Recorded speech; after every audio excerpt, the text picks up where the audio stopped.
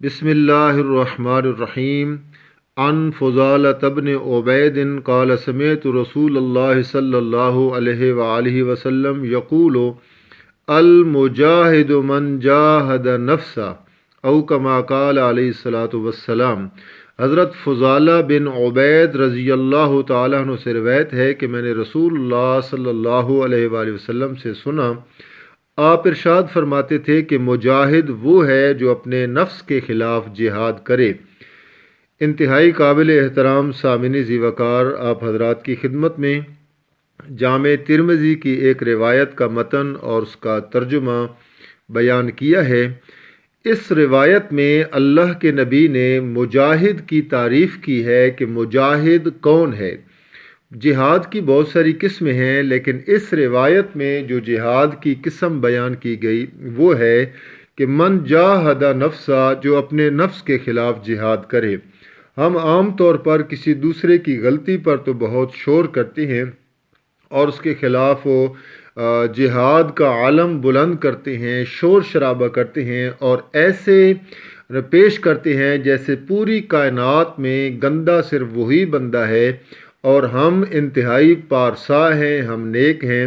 لیکن یاد رکھیں کہ اللہ کے نبی نے اس بات کو بیان فرمایا کہ مجاہد وہ شخص ہے من جاہد نفسہ، جو اپنے نفس کے خلاف جہاد کرتا ہے۔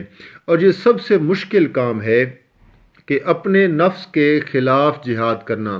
کیا مطلب؟ یعنی اپنی خواہشات جو دین کے متضاد ہیں، دین کے خلاف ہیں، رسول اللہ صلی اللہ علیہ وسلم کے خلاف ہیں اور رواج کے خلاف ہیں، جو رواج پیارے پیغمبر نے دیا ہے، قرآنی احکامات کے خلاف ہیں جس کو قرآن نے بیان کیا ہے۔ اور نفس کہتا ہے کہ یوں کرو وگرنہ برادری ناراض ہو جائے گی اور چاچو، ماموں، تایا، پھپھو یہ ناراض ہو جائیں گے، رشتہ دار ناراض ہو جائیں گے، لہٰذا یہ کر لو۔ نفس یہ کہتا ہے، مرضی یہ کہتی ہے، لیکن شریعت، دین، اللہ اور اس کا رسول اس کے الٹ ہیں، خلاف چل رہی ہیں، خلاف فرمان ہے۔ لیکن میں نفس کی بات مان کر، اپنے ضمیر کی بات مان کر میں اللہ اور اس کے رسول کو ناراض کر دیتا ہوں اور ان کے خلاف چلتا ہوں، لیکن اپنے جو رشتے ہیں ان کو نبھانے کے لیے میں ساتھ کھڑا ہو جاتا ہوں۔ تو اللہ کے نبی نے فرمایا کہ جہاد پھر تو نہ ہوا۔ جہاد تو یہ ہے کہ اپنے نفس کے خلاف جہاد کرے، یعنی نفس کے خلاف بولے، نفس غلط ہے تو اس کو غلط کہے اور اس کو ٹھیک رستے پر لائے۔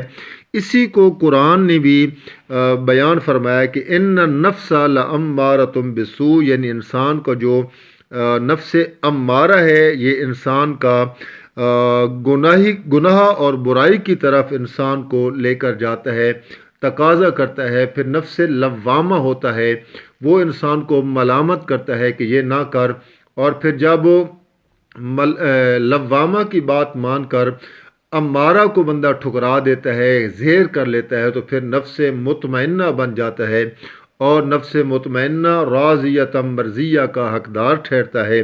لہٰذا جو اصل جہاد ہے اس پر غور کیا کریں کہ اپنے نفس کے خلاف کبھی بھی دیکھیں کہ یہ جو میں کر رہا ہوں یہ دین اسلام کے اسلامی اقدار کے خلاف ہے اور اس میں بہتری نہیں ہے، اس میں اچھائی نہیں ہے، اس میں برائی ہے، میرے لیے بھی، میرے خاندان کے لیے بھی اور اخروی زندگی کے لیے بھی میرے لیے نقصان دہ ہے، تو اس سے رک جائیں۔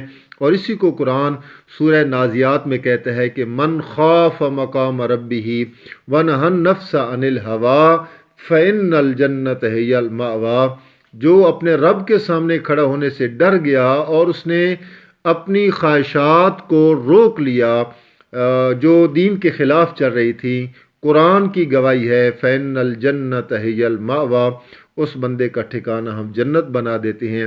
تو کوشش کریں کہ دوسروں کے خلاف جہاد کرنے سے پہلے اپنے نفس کے خلاف جہاد کریں، تاکہ سب سے پہلے بندہ خود انسان بنے، پھر دوسروں کو انسان بنائے۔ اللہ عمل کی توفیق عطا فرمائے۔